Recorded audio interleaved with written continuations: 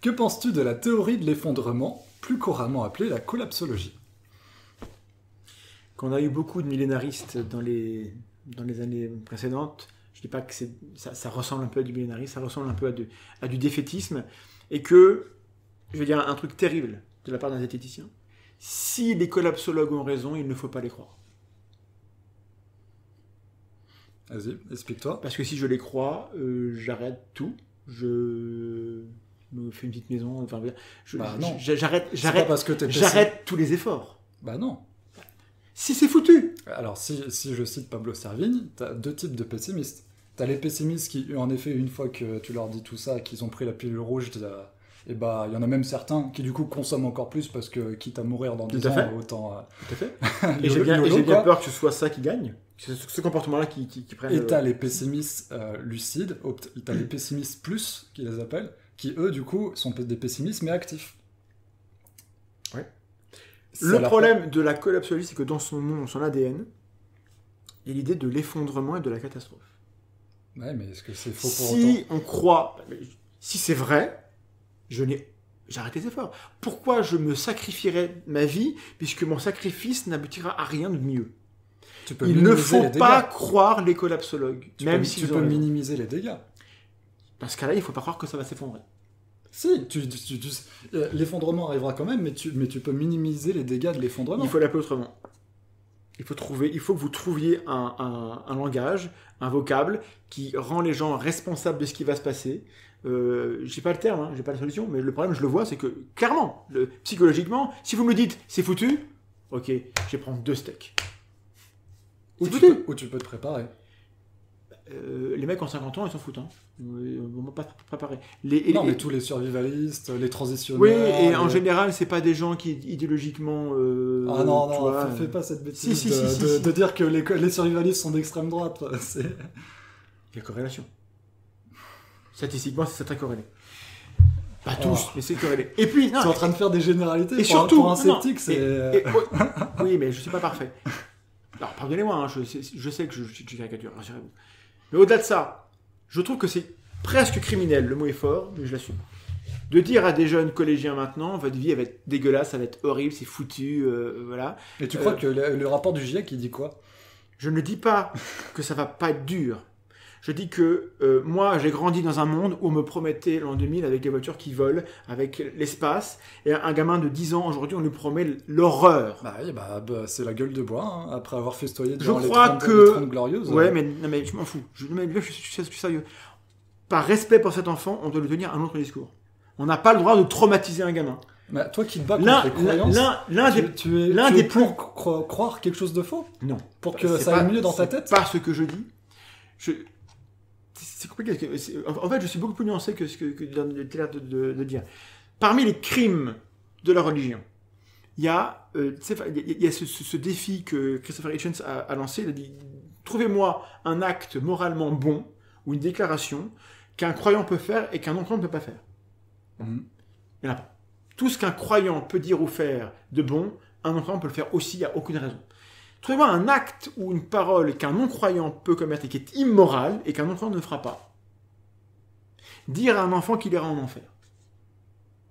Il n'y a que les croyants qui peuvent dire ça, et c'est dégueulasse, et c'est horrible, et ça me débecte. Dire, en tant que collapsologue, ton avenir va être horrible et c'est foutu, c'est un crime contre la jeunesse.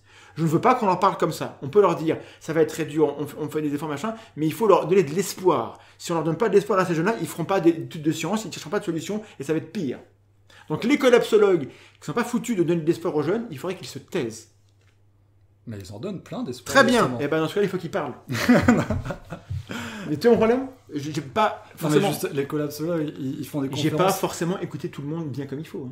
Ouais. Je sais pas que je connais bien.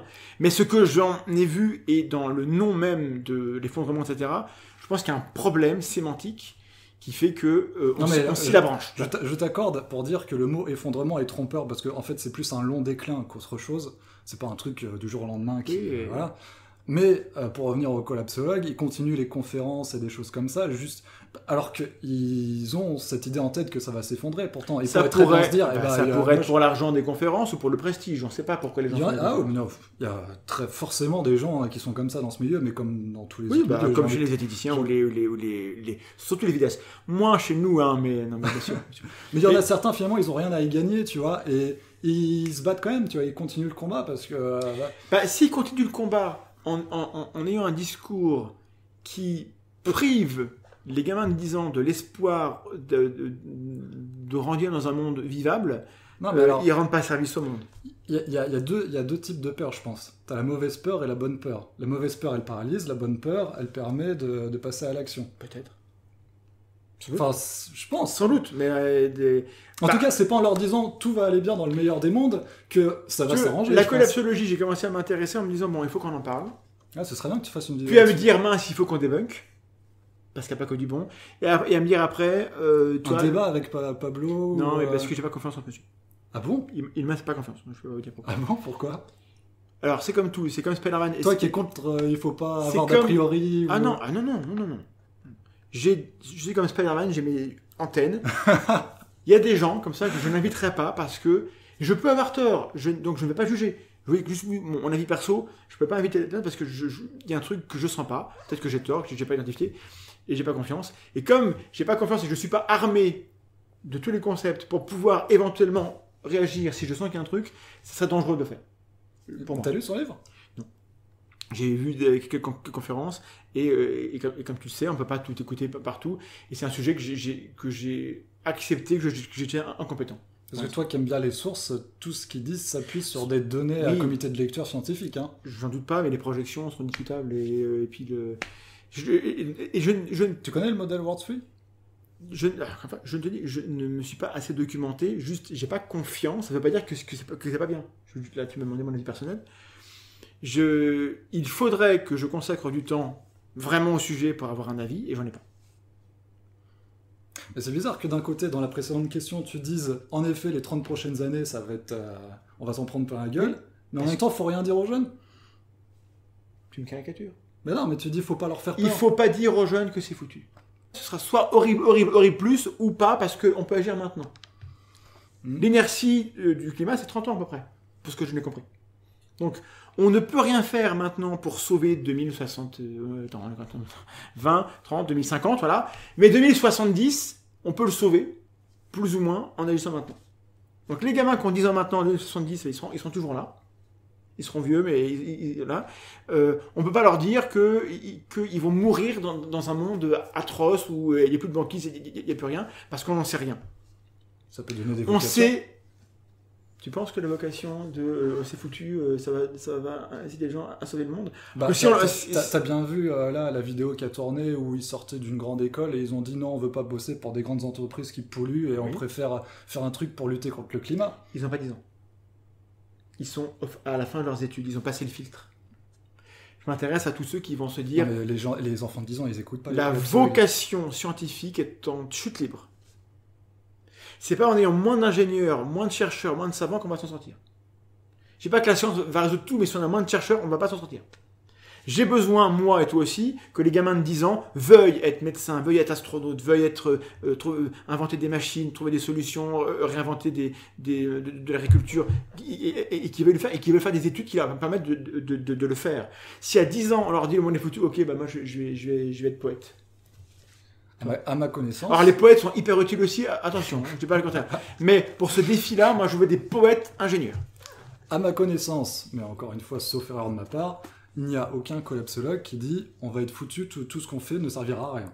Justement, tout le monde, de ce que je connais, alors nous sommes d'accord. Tous ces collapsologues disent faites ci, faites ça, il y a des solutions, il y a Sauf que la collapsologie, en tout cas telle qu'elle était proposée au début quand elle était arrivée il y a 5-6 ans, c'est foutu. D'un point de vue extérieur, peut-être. Voilà. Bon, et ben alors c'est pas un dossier que je maîtrise assez pour qu'on en débatte. On en a déjà trop parlé, je suis incompétent. Donc ne m'écoutez pas sur ce sujet-là. Là, c'était uniquement Thomas qui parle de son ressenti. J'aimerais, et si c'est le cas, tant mieux, qu'on parle aux jeunes de 10 ans en les respectant, en leur donnant envie de s'investir dans des carrières, dans des choses qui seront utiles pour tout le monde, et pas qu'on les décourage en disant c'est foutu, vous allez avoir une vie horrible. Je pense que ça les incite à faire ça, justement. Ben, je suis pas sûr. Je voudrais juste qu'on s'assure qu'on fait ça bien. Cette dimension-là de maltraitance de la jeunesse par la collapsologie, moi je la ressens comme ça. Non, mais déjà, la jeunesse, elle écoute pas la collapsologie. Enfin, si tu me parles de gamins de 10 ans, à 10 ans, t'écoutes pas des collapsologues.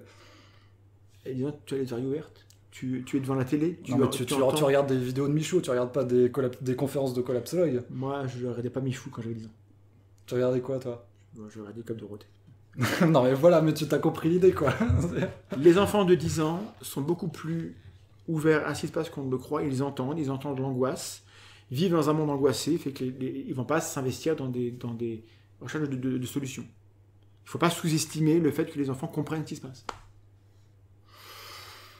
Ouais, mais comme je te dis, tu es maltraitant avec les enfants, Alexis. Non, mais je pense qu'il y a différentes peurs. Il y a différents types de peurs qui peuvent... Bref. Tu as tort, Alexis. Ah, mais tu sais que vraiment, c'est le sujet où je prie tout... Enfin, je prie. Je comprends. C'est un mot je sais que je n'aime pas utiliser, je sais que tu es tort, que j'espère du fond de mon cœur à avoir le plus tort possible. C'est rare. Quelqu'un qui souhaite avoir le plus tort possible sur un sujet... Donc, ça m'arrangerait bien. Et je sais... Ça arrangerait ma santé mentale. Pour être parfaitement honnête avec moi, je sais qu'une partie de moi est dans le déni. Hein. Je le sais. Hein. Donc, mon jugement sur la collapsologie est peut-être un peu plus dur parce qu'une partie de moi ne veut pas y croire. Donc, je ne montre pas de blanche là-dessus. Je vais être honnête avec vous. Hein. Mais c'est pour ça que... Et une partie de moi, du coup, ne veut pas s'y intéresser.